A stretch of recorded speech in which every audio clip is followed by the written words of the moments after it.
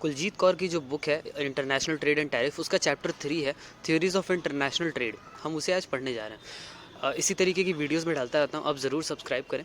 Theories of international trade क्या होता है, क्या होती हैं, कौन कौन सी थ्योरीज़ हैं, हम उसे पढ़ेंगे। हम पढ़ेंगे कि जो भी थ्योरीज़ हैं वो क्या कंट्रीज़ उन्हें हेल्प करती हैं तो कैसे करती हैं, इंटरनेशनल ट्रेड उनको फ़ायदा कैसे पहुंचाता है, सारी चीज़ें एक एक करके पढ़ेंगे।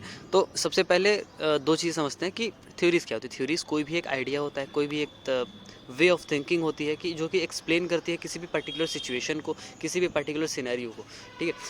तो सेकंड क्या है, इंटरनेशनल ट्रेड। अब ट्रेड क्या होता है, ट्रेड यानी exchange of goods and services, और इंटरनेशनल ट्रेड यानी जब उसमें दो या दो से अधिक देश शामिल हो जाएं तो उसे कहते हैं इंटरनेशनल ट्रेड। तो आगे बढ़ते हैं। बेसिकली इसमें दो थ्योरीज़ हैं, ट्रेडिशनल थ्योरी और मॉडर्न थ्योरी। ट्रेडिशनल थ्योरी क्या होती है, ट्रेडिशनल थ्योरी कौन कौन सी है भाई, वो हम पढ़ेंगे, मॉडर्न थ्योरी भी पढ़ेंगे। तो इन दोनों में बेसिक डिफरेंस है कि ट्रेडिशनल थ्योरी उस टाइम पर डेवलप की गई थी जब जो देश थे उनमें कंपटीशन नहीं था, ग्लोबलाइजेशन का उतना दौर नहीं था। और मॉडर्न थ्योरी तब डेवलप की गई है जब ग्लोबलाइजेशन का दौर आ गया था।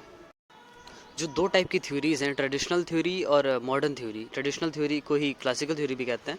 उसमें चार थ्योरीज़ हैं, mercantilism, absolute advantage, comparative theory जिसे रिकार्डियन थ्योरी भी कहते हैं, और एक हार्बरलर्स अपॉर्चुनिटी कॉस्ट थ्योरी।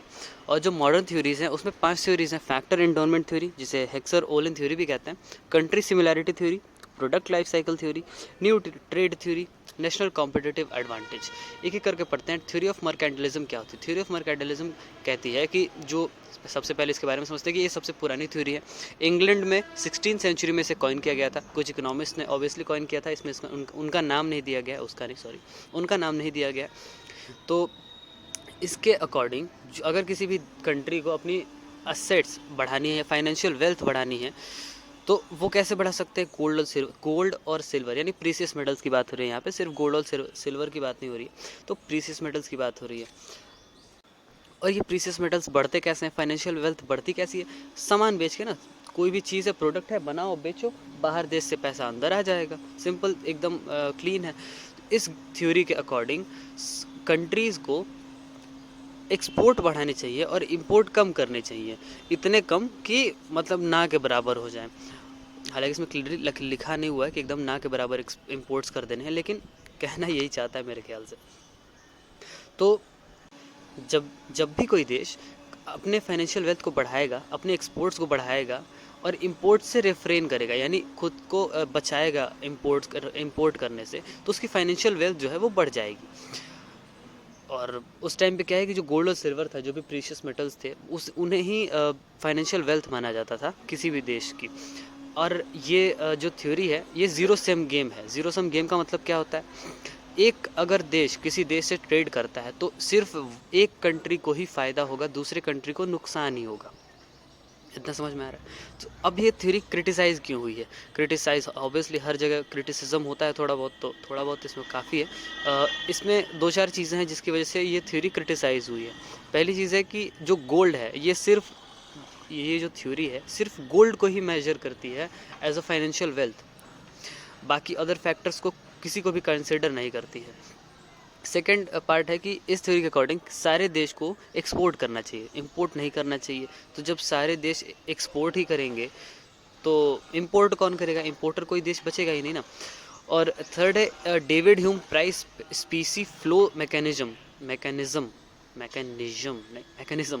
तो डेविड ह्यूम है, उन्होंने कुछ मैकेनिज्म निकाला। उनका कहना है कि अगर कोई भी देश एक्सपोर्ट करता है और सिर्फ एक्सपोर्ट ही करता है या सिर्फ इंपोर्ट ही करता है, दोनों एक्सपोर्ट अगर हमेशा करता रहेगा और इंपोर्ट हमेशा करता रहेगा, तो लॉन्ग रन में बेनिफिट नहीं होगा उससे।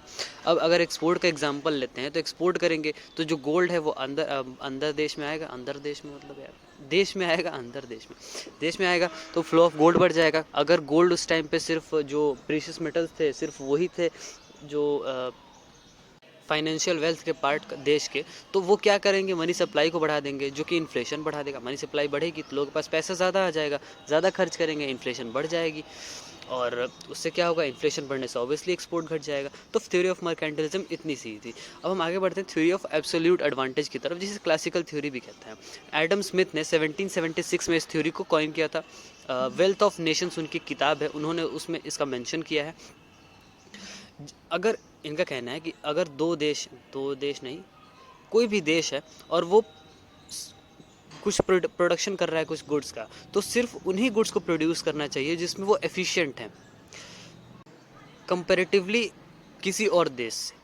मतलब अगर मान लेते हैं कि अच्छा, आगे एग्जांपल दिया होगा, अगर इंडिया है, इंडिया कुछ प्रोडक्शन कर रहा है और यूएस भी कुछ प्रोडक्शन कर रहा है। यूएस में मान लो अच्छी खेती मान लो चाय की होती है, और पता नहीं होती है नहीं, और इंडिया में मान लो कॉफ़ी की होती है।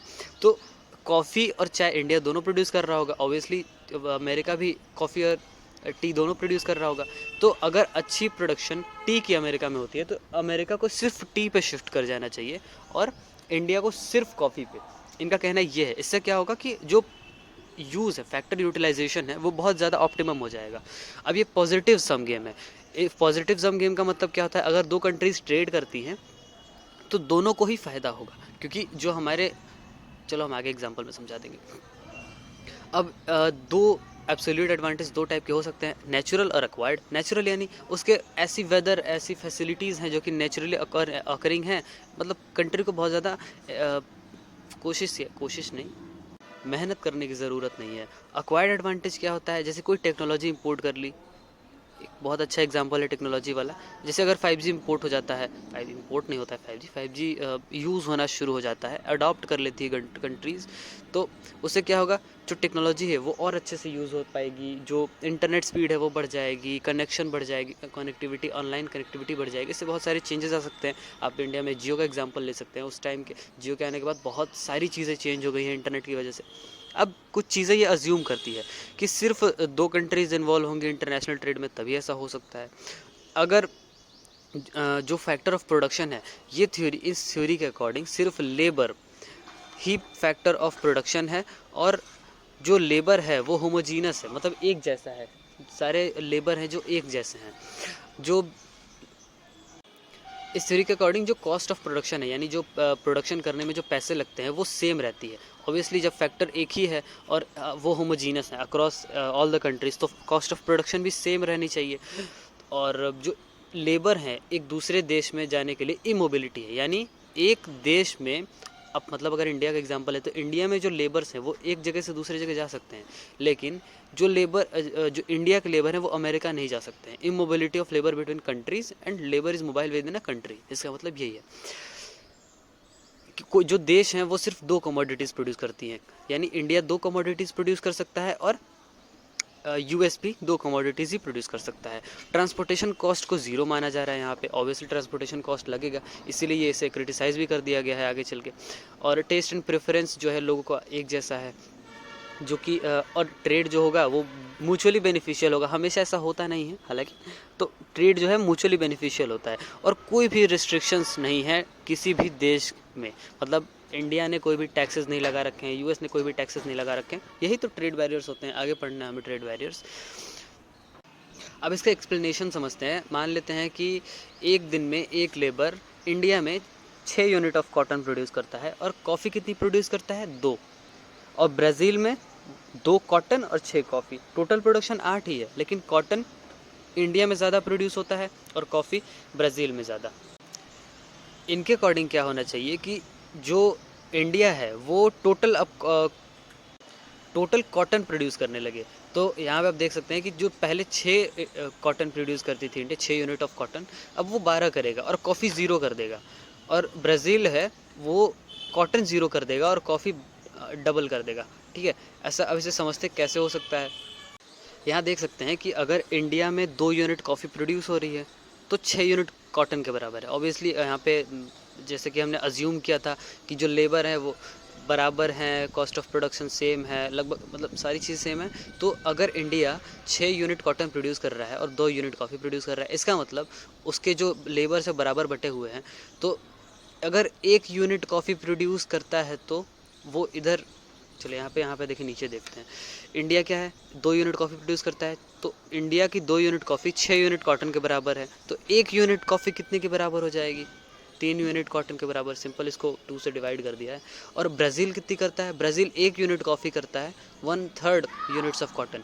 तो आप देख सकते हैं कि अगर इंडिया में 1 यूनिट कॉफ़ी प्रोड्यूस होती है तो वो 3 यूनिट कॉटन के बराबर है, लेकिन ब्राज़ील में 1 यूनिट कॉफ़ी प्रोड्यूस होती है तो 1/3 यानी 0.33 यूनिट्स ऑफ कॉटन के बराबर है। तो देख सकते हैं सीधी सीधी चीज़ है ना कि अगर इंडिया कॉफ़ी की प्रोडक्शन कम कर देता है तो कॉटन की प्रोडक्शन बहुत ज़्यादा बढ़ा सकता है। And same goes for Brazil, अगर ब्राज़ील कॉटन की प्रोडक्शन कम कर देता है तो कॉफ़ी की प्रोडक्शन बढ़ा सकता है। ऑब्वियसली ना यहाँ पे आप देख सकते हैं कि ब्राज़ील में अगर 1 यूनिट कॉफ़ी प्रोड्यूस हो रही है तो वो 0.33 यूनिट ऑफ कॉटन के बराबर है। यानी अगर 3 यूनिट कॉफ़ी प्रोड्यूस होगी तो वो 1 कॉटन के बराबर करेंगे। तो अगर एक लेबर है, उसे चूज़ करना है कि कॉफ़ी प्रोड्यूस करें या कॉटन, तो ऑब्वियसली कॉफ़ी 3 यूनिट प्रोड्यूस हो जाएगी और कॉटन 1 यूनिट प्रोड्यूस हो जाएगा। तो कॉफ़ी में इसको फ़ायदा है। तो इसीलिए अगर एब्सोल्यूट कॉस्ट एडवांटेज की बात करते हैं तो 2 देश अगर ट्रेड करते हैं तो एक देश को जो कंपैरेटिवली एडवांटेज किस चीज़ में है वही ज़्यादा प्रोडक्शन करनी चाहिए। जैसे कि इंडिया को यहाँ पे कॉटन में एडवांटेज है तो कॉटन ज़्यादा प्रोड्यूस करना चाहिए।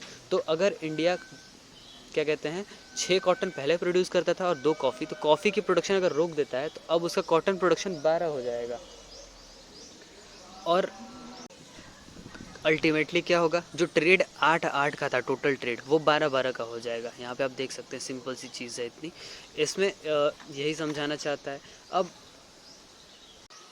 इस थ्योरी को क्रिटिसाइज़ क्यों किया गया, क्रिटिसिज्म इसका यहाँ पे 8 पॉइंट्स हैं जिसके बेसिस पे इस थ्योरी को क्रिटिसाइज़ कर दिया गया है। Labour is not the only factor. Obvious सी चीज़ है कि लेबर जो है सिर्फ फैक्टर ऑफ प्रोडक्शन नहीं हो सकता है। कैपिटल, सीधी सी चीज़ है कि फैक्टर्स ऑफ प्रोडक्शन 4 होते हैं, लेबर यहाँ पे सिर्फ अज्यूम किया है तो बाकी 3 कहाँ गए, इसीलिए ये इस वजह से इसे क्रिटिसाइज़ किया गया है। Labour is immobile with in a nation, और यहाँ पे गलत लिखा है, labour is mobile with in a nation and immobile with in countries होना चाहिए। तो ऑब्वियसली चीज़ है ना, अगर किसी कोई लेबर है वो अपने देश में घूम सकता है तो ऑब्वियसली वो बाहर देश में भी घूम सकता है, और अगर वो बाहर देश में घूम सकता है तो ऑब्वियसली अपने देश में तो घूम ही सकता है। तो ट्रांसफ़र ऑफ लेबर हो सकता है, और ऐसा हमेशा नहीं होता। अगर इसका जो अजम्पशन है वो समझते हैं कि labour is mobile with in a nation, वो भी पूरी तरीके से सही नहीं है कि हमेशा आप लेबर को मूव नहीं करा सकते हैं, वो लेबर हमेशा मूव नहीं करना चाहेगा। नेक्स्ट क्या है, existence of transportation cost. Obviously अगर एक देश से दूसरे देश में जाएंगे तो ट्रांसपोर्टेशन कॉस्ट कुछ होगी ही, लेकिन ये थ्योरी कहती है कि कोई ट्रांसपोर्टेशन कॉस्ट नहीं होता है।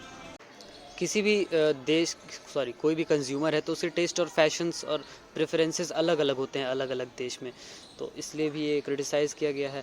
और जो unrealistic assumption of free trade, इस जो थ्योरी है ये अज्यूम करती है कि कोई भी टैक्सेस इम्पोज नहीं होते हैं।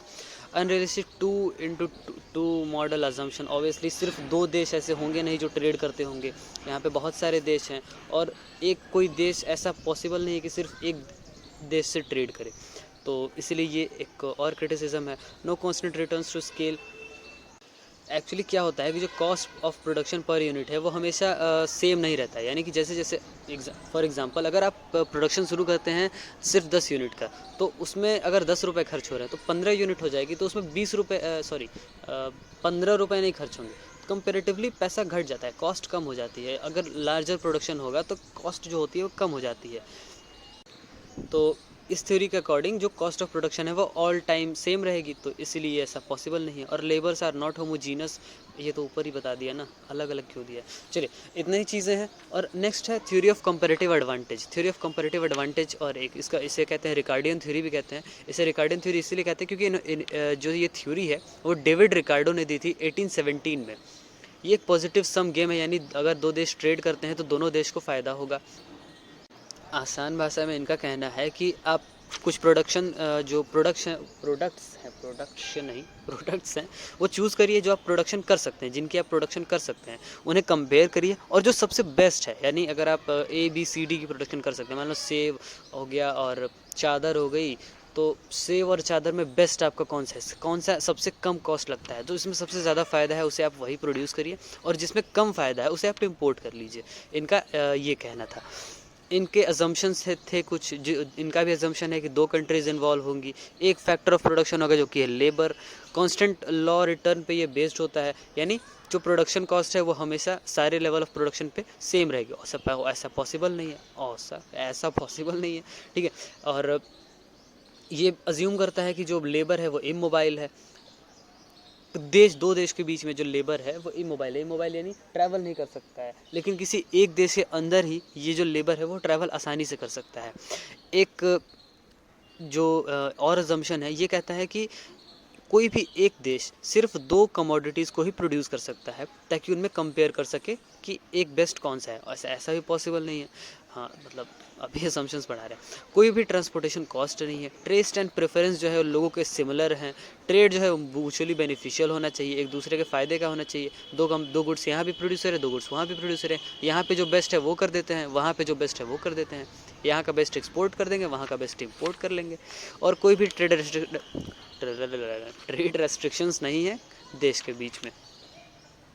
यहाँ पे एक टेबल बना हुआ है जिसमें आप देख सकते हैं कि यूएस और इंडिया 2 कंट्री है, उसे अज्यूम किया गया है। 2 जो प्रोडक्ट्स हैं वो प्रोड्यूसर हैं, 2 कमोडिटीज़ वीट और कॉर्न।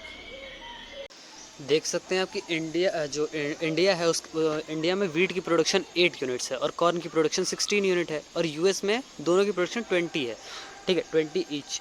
इंडिया अगर जैसे कि हमने पढ़ा था कि जो लेबर डिस्ट्रीब्यूशन जो है वो इक्वल है, तो 8 यूनिट्स अगर वीट प्रोड्यूस करती है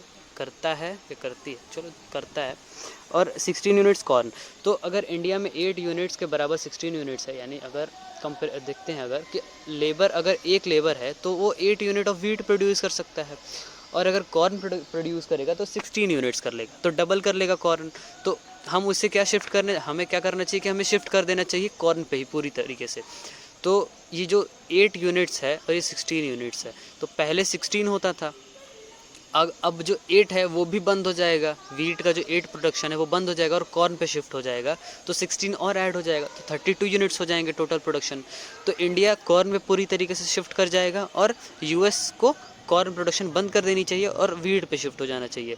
तो इंडिया का जो टोटल प्रोडक्शन कॉर्न का है वो 32 हो जाएगा, अकेले का। टोटल पहले 36 था और अकेले का अब 32 हो जाएगा। और जो वीट प्रोडक्शन है यूएस का वो अब क्या हो जाएगा, 40 हो जाएगा, क्योंकि वो इक्वल था ना। तो यहाँ नीचे देख सकते हैं आप, तो पहले जो प्रोडक्शन थी टोटल वीट की 28 थी और कॉर्न की 36 थी। अब क्या हो गया, वीट की 40 हो गई, वीट भी बढ़ गया ना, और कॉर्न की कितनी हो गई, 32। तो दोनों देशों को एडवांटेज मिलेगा। तो दोनों देशों को ऐसे चुन लेना चाहिए कि बेस्ट कौन सा है और उसी की प्रोडक्शन करो और दूसरे वाले को इम्पोर्ट करा लो। सिंपल चीज़ है, इतनी ही है ये। और हाँ, इसमें इतनी ही नहीं है, क्रिटिसिज्म भी है इसका। इसमें भी सेम चीज़ है कि लेबर कोई एक फैक्टर नहीं होता है प्रोडक्शन का। लेबर जो है किसी एक देश में आसानी से मूवेबल है और 2 देशों के बीच में मूवेबल नहीं है, ऐसा भी पॉसिबल नहीं है। ट्रांसपोर्टेशन कॉस्ट कुछ लगनी ही है। टेस्ट और प्रेफरेंस जो हैं, जो फैशंस हैं, कल्चर है, वो अलग अलग होगा ही, सिमिलर नहीं हो सकता है। फ्री ट्रेड पॉसिबल नहीं है, टैक्स एंड टैरिफ्स तो हैं वो लगेंगे ही। Unrealistic by two model assumption, 2 देश, सिर्फ ऐसे 2 देश हो ही नहीं सकते हैं जो ट्रेड करें। अगर कोई देश ट्रेड करेगा भी तो 1, 2 या 10 से ट्रेड करेगा, कम से कम क्या होता है, 50 से भी ट्रेड कर सकता है। और कॉन्स्टेंट रिटर्न्स टू स्केल नहीं होते हैं, जैसे जैसे प्रोडक्शन बढ़ेगी कॉस्ट जो है वो घट जाती है। लेबर जो होता है वो होमोजीनस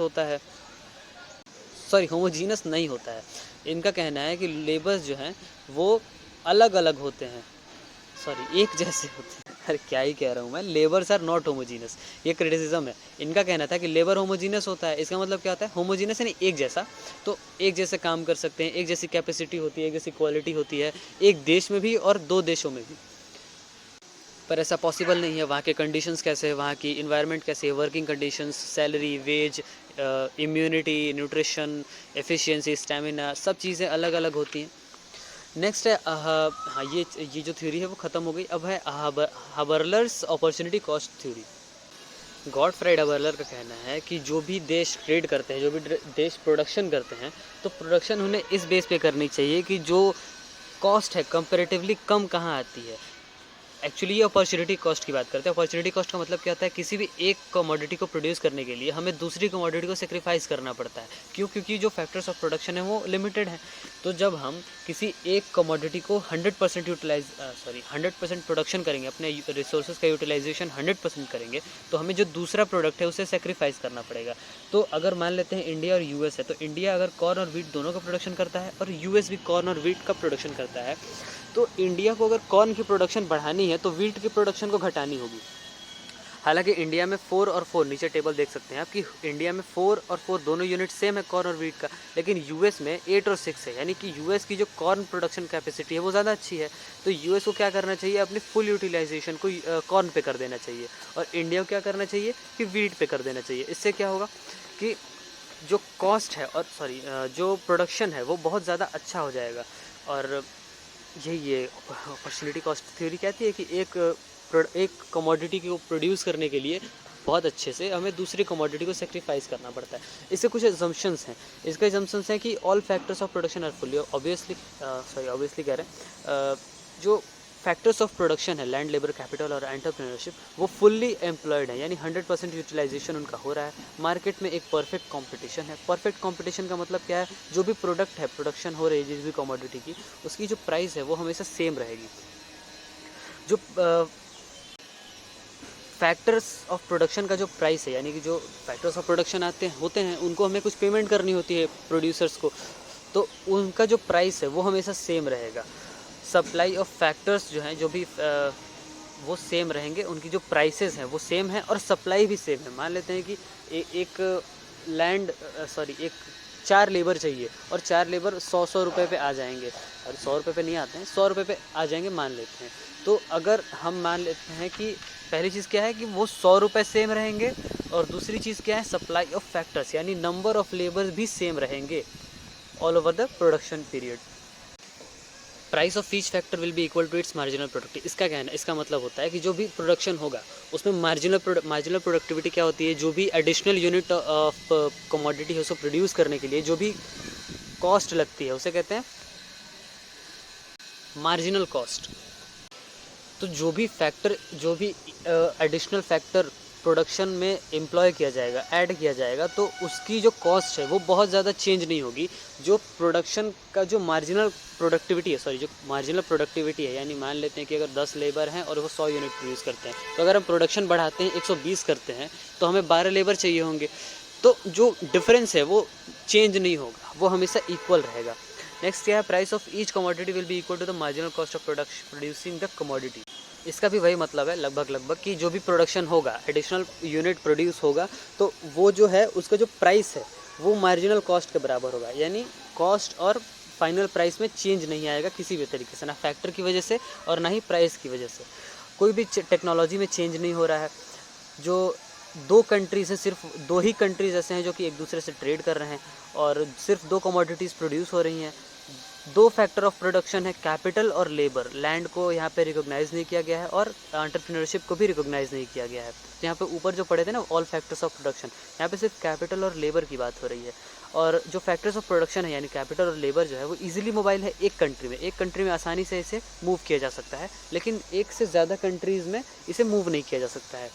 और 2 देशों के बीच में ट्रेड को लेकर कोई रेस्ट्रिक्शंस नहीं है, यानी कोई टैक्सेस नहीं है, कोई भी चार्जेस नहीं है, ठीक है। और इसे क्रिटिसाइज़ क्यों किया गया था, price of factors do not remain same. Obviously चीज़ है ना कि कोई भी फैक्टर्स ऑफ प्रोडक्शन है वो एज़ पर टाइम चेंज होएगा, उनकी प्राइस बढ़ती जाती है आमतौर पे। तो ये मानता है कि सेम रहते हैं, लेकिन ऐसा होता नहीं है, और टेक्नोलॉजी में चेंज तो होना ही है। फैक्टर ऑफ प्रोडक्शन सिर्फ 2 नहीं होते हैं, लैंड, लेबर, मशीन, बहुत सारी चीज़ें होती हैं, और ट्रांसपोर्टेशन कॉस्ट भी है। फ्री ट्रेड होता नहीं है, टैक्सेस रहेंगे ही। इमोबिलिटी ऑफ लेबर, ऐसा जैसे कि इनका कहना है कि जो एक देश है उसके अंदर जो लेबर है मोबाइल है, तो जब एक देश के अंदर मोबाइल है तो 2 देश के बीच में क्यों नहीं है, जब ट्रांसपोर्टेशन भी नहीं है। तो इसलिए भी इसे क्रिटिसाइज़ किया गया है। 2 से ज़्यादा कमोडिटीज़ प्रोड्यूस होती हैं, इस थ्योरी के अकॉर्डिंग सिर्फ 2 कमोडिटीज़ प्रोड्यूस होती हैं, और जो ट्रेड है सिर्फ 2 कंट्रीज़ करती हैं इसके अनुसार, लेकिन ऐसा होता नहीं है। अगर एक कंट्री ट्रेड कर रही है तो बहुत ज़्यादा देश के साथ करेगी या तो नहीं करेगी। आगे बढ़ते हैं फैक्टर एंडोनमेंट थ्योरी की तरफ। इसे कहते हैं हेक्सर ओलिन थ्योरी भी कहते हैं। हेक्सर और ओलिन ने इसे कॉइन किया था एली हेक्सर और बर्टिल ओहलिन, ये जो नाम है। एक्चुअली एली हेक्सर जो थे इन्होंने 1990 में इसे कॉइन किया था। बाकी जो बर्टिल ओलिन है, इनके जो स्टूडेंट थे, उन्होंने इसे 1933 में आगे बढ़ाया था। इसका एक्चुअली मतलब समझते हैं आगे चल के। बेसिकली ये कंपैरेटिव कॉस्ट थ्योरी का ही एक्सटेंडेड वर्जन है, एक्सटेंशन वर्जन भी कह सकते हैं, एक्सटेंडेड वर्जन है। कंपैरेटिव कॉस्ट थ्योरी 2 चीज़ें आइडेंटिफाई करो, जो बेस्ट है उससे जिसकी कॉस्ट कम है कंपैरेटिवली उसे प्रोड्यूस कर लो। इनका भी कहना लगभग वही था। बढ़ते हैं, डिफरेंस क्या है। एक्चुअली इनका बेस जो है वो इंटेंसिटी पे है, यानी जो भी कंट्री है वो कैपिटल इंटेंसिव है या लेबर इंटेंसिव है। अब यहाँ नीचे देख सकते हैं कि according to this theory the ultimate source of comparative advantage is the factor endowment और फैक्टर अबंडेंस। इसका मतलब है कि जो किसी भी देश का जो कंपैरेटिव एडवांटेज है, किसी भी इकोनॉमी के कंपैरेटिव एडवांटेज किसी भी गुड्स को लेके, हम कैसे कैलकुलेट करेंगे, हम कैलकुलेट करेंगे कि वो वहाँ की फैक्टर अबंडेंस कैसी है। फैक्टर अबंडेंस का मतलब क्या वहाँ पे कैपिटल ज़्यादा है या लेबर ज़्यादा है।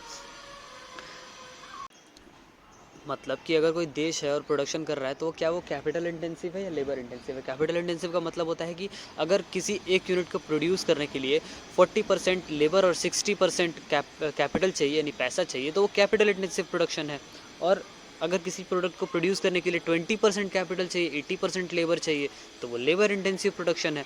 और एग्रीगेट में अगर देखा जाए तो कोई देश किस तरीके से प्रोडक्शन करता है, मतलब समझ रहे हैं ना कि कैपिटल इंटेंसिव यानी ज़्यादा पैसा लगाना, लेबर इंटेंसिव यानी ज़्यादा लोग लगाना, लेबर ज़्यादा लगाना। इसके भी कुछ असम्पशंस हैं। सिर्फ 2 देश हैं जो कि ट्रेड कर रहे हैं, इंटरनेशनल ट्रेड। जो फैक्टर ऑफ प्रोडक्शन है, एक देश में लेबर ज़्यादा है, एक देश में कैपिटल ज़्यादा है। इनका कहना है जो फैक्टर ऑफ प्रोडक्शन है वो फुल्ली एम्प्लॉयड है, यानी कोई भी वेस्टेज नहीं हो रहा है रिसोर्सेज का। दोनों ही देश लेबर इंटेंसिव गुड्स भी प्रोड्यूस कर रहे हैं और कैपिटल इंटेंसिव गुड्स भी प्रोड्यूस कर रहे हैं। सिमिलर टाइप ऑफ टेक्नोलॉजी है, यानी टेक्नोलॉजी में कोई चेंज नहीं हो रहा है। फैक्टर ऑफ प्रोडक्शन जो है वो होमोजीनस है, एक जैसे हैं फैक्टर ऑफ प्रोडक्शन, यानी जो लेबर की जो कैपेबिलिटीज़ हैं वो सेम है। जो प्रोडक्ट्स हैं, जो कंज्यूमर्स हैं, उनके जो टेस्ट और प्रेफरेंसेस है वो भी सेम है। जो इंडिफरेंस कर्व है वो भी सिमिलर है। अब इंडिफरेंस कर्व क्या होता है, अब वो आप इंटरनेट से देख लीजिए सारी चीज़ें। कमोडिटी जो मार्केट है वहाँ का जो परफेक्टली कम्पिटिटिव है, यानी जो प्राइस है वो चेंज नहीं होता है, जो कि एक सिंगल जो सेलर है या सिंगल बायर है प्राइस को चेंज नहीं कर सकता है। जो भी इंडस्ट्री है वही प्राइस डिसाइड करती है। फैक्टर्स ऑफ प्रोडक्शन जो है वो परफेक्टली मोबाइल हैं। इसका मतलब क्या होता है, जो उन्हें मूव किया जा सकता है, ट्रांसपोर्ट किया जा सकता है। एक देश के अंदर तो मोबाइल हैं लेकिन इंटरनेशनली मोबाइल नहीं है। और ट्रांसपोर्टेशन कॉस्ट को यहाँ पे कॉस्ट ट्रांसपोर्टेशन कॉस्ट यहाँ पे नहीं है। कोई भी ट्रेड बैरियर्स नहीं है, इनका मतलब कि कोई भी टैक्सेस नहीं लगते हैं। और incomplete specialisation in production in both countries.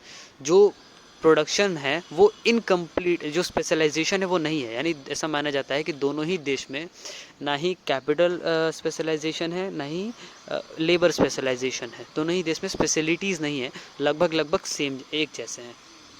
ये जो थ्योरी है वो 2x2 मॉडल पे है, यानी 2 देश हैं, 2 फैक्टर्स हैं और 2 कमोडिटीज़ का प्रोडक्शन हो रहा है। तो ऑब्वियस सी चीज़ें हैं, जैसे कि अगर इंडिया में बहुत ज़्यादा पॉपुलेशन है तो यहाँ पे लेबर ज़्यादा अवेलेबल है, तो जो लेबर कॉस्ट है वो बहुत ज़्यादा कम हो जाएगी। और अगर किसी देश के पास पैसा ज़्यादा है तो कैपिटल रिसोर्स को वो ख़रीद सकता है आराम से, तो वो कैपिटल प्रोडक्शन ज़्यादा कर सकता है, कैपिटल इंटेंसिव प्रोडक्शन। तो अल्टीमेटली इनका कहना है कि अगर जिस देश में कैपिटल ज़्यादा है तो उसे कैपिटल इंटेंसिव प्रोडक्शन करना चाहिए और एक्सपोर्ट करना चाहिए, और जिस देश में लेबर ज़्यादा है उसे लेबर इंटेंसिव प्रोडक्शन करना चाहिए और एक्सपोर्ट करना चाहिए। इससे क्या होगा, कॉस्ट कम हो जाती है और ऑब्वियसली एक्सपोर्ट ज़्यादा आसानी से हो जाएगा ना।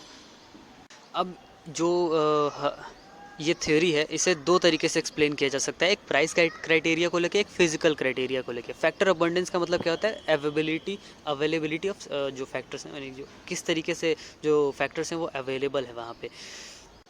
प्राइस क्राइटेरिया का मतलब है जो भी फैक्टर्स हैं उनकी अवेलेबिलिटी जो है वो प्राइस से मेजर की जाती है कि उनका कॉस्ट कितना है।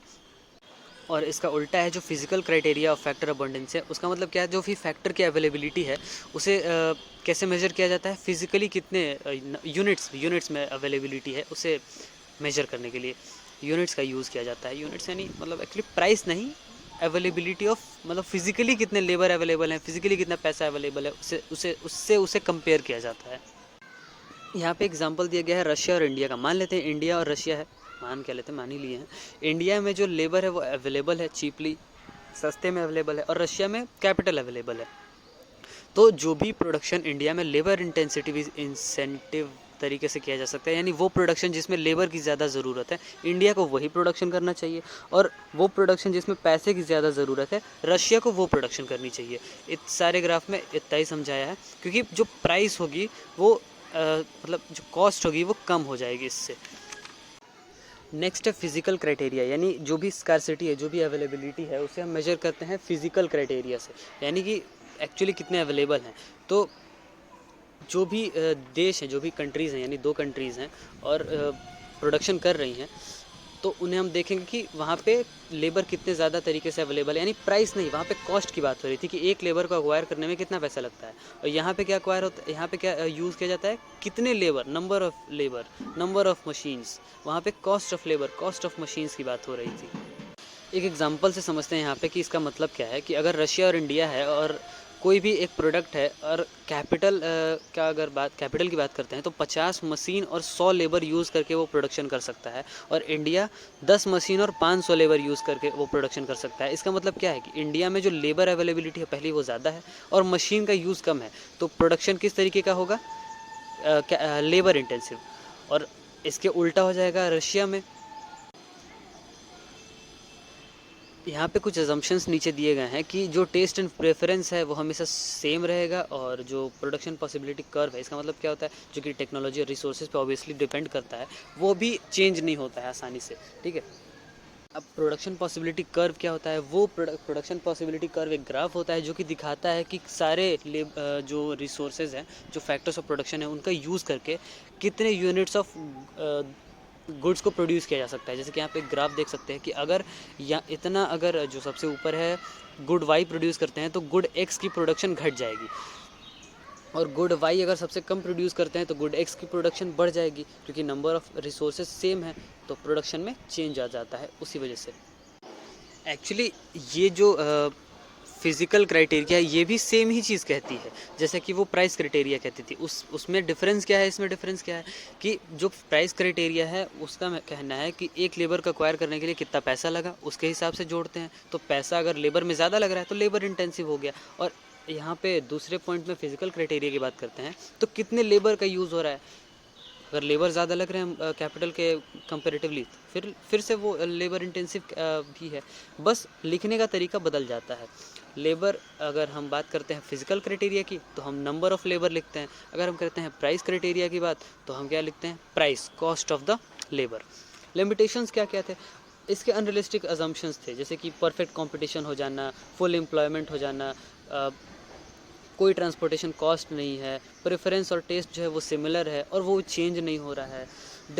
जो फैक्टर ऑफ प्रोडक्शन है वो एग्जैक्ट मेजर किया जा सकता है, उसकी कॉस्ट को एग्जैक्टली मेजर किया जा सकता है। सप्लाई भी लगभग सेम है और बाकी चीज़ें हैं।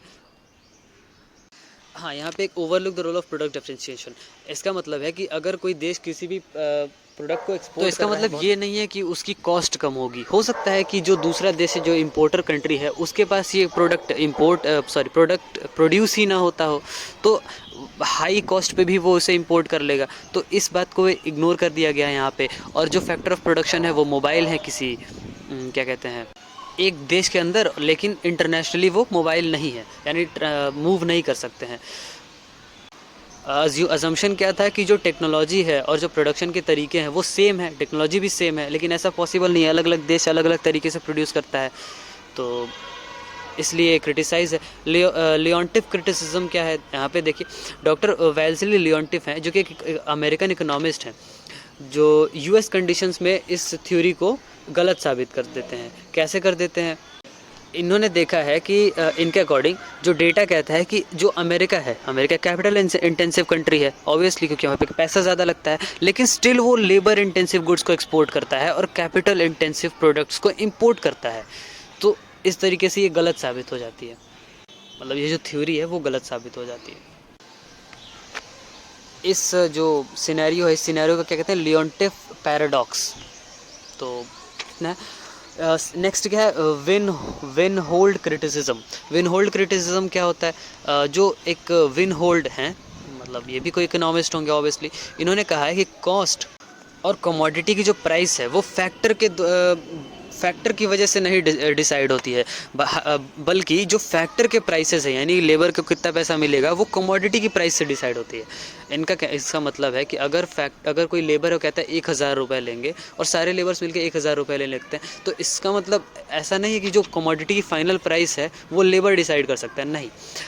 कमोडिटी 1 करोड़ की बिक रही है या 1000 की, इससे डिसाइड होगा कि जो फैक्टर्स हैं उन्हें कितना पेमेंट होगा, ठीक है। ये एक 2 मॉडल पे काम करता है। ऑब्वियसली ऐसा पॉसिबल नहीं है कि 2 ही कमोडिटीज़ प्रोड्यूस हों, ऐसा भी पॉसिबल नहीं है कि 2 ही फैक्टर्स हों, ऐसा भी पॉसिबल नहीं है कि 2 ही कंट्रीज़ हों। और स्टैटिक इन नेचर, ये जो थ्योरी है वो स्टैटिक है। किस तरीके से स्टैटिक है, फुल एम्प्लॉयमेंट हो जाता है, फुल यूटिलाइजेशन ऑफ रिसोर्सेज हो जाता है, तो फुल एम्प्लॉयमेंट हो जाएगा ऑब्वियसली। और स्टैटिक टेक्नोलॉजी में चेंज नहीं है, जो कि पूरी तरीके से पॉसिबल नहीं है। टेक्नोलॉजी में हमेशा इन्वेंशंस होते ही रहते हैं, और जो कंज्यूमर डिमांड है इसे इग्नोर करता है ये। लेकिन एक्चुअल में क्या होता है, जो प्राइसेस हैं प्रोडक्ट की वो कैसे डिसाइड होती हैं, डिमांड पे ही तो डिसाइड होती हैं। सप्लाई तो सेकेंडरी चीज़ है, अगर कोई डिमांड ही नहीं होगा तो सप्लाई कितनी भी हो जाएगी वो उतने प्राइस पे बिकेगी नहीं। ये जो थ्योरी है वो सप्लाई साइड पे ज़्यादा कंसंट्रेट करती है। तो इस चैप्टर में इतना ही है। ये रहे क्वेश्चन है इसके कुछ, आप ध्यान से स्क्रीनशॉट ले सकते हैं यहाँ पे, हाँ स्क्रीनशॉट ले लीजिए। आप इस चैनल को सब्सक्राइब ज़रूर करिए, आपको अच्छा लगा हो, कुछ भी आपको सीखने को मिला हो, आपकी हेल्प हुई हो, तो आप सब्सक्राइब कर सकते हैं। एक लाइक तो ज़रूर कर सकते हैं, अगर यहाँ तक आ गए हैं तो अपने दोस्तों के साथ शेयर कर सकते हैं, फ्री है, इसमें कोई पैसे लगने नहीं है आपके, और मेरी भी थोड़ी सी हेल्प हो जाएगी, मोटिवेशन मिलता है ना कि सब्सक्राइबर्स बढ़ रहे हैं तो और अच्छे से पढ़ाओ। सारे चैप्टर्स में ज़रूर कवर करने का कोशिश करूँगा ही, कोशिश का सारे चैप्टर्स में ज़रूर कवर करूँगा। Thank you so much, bye bye.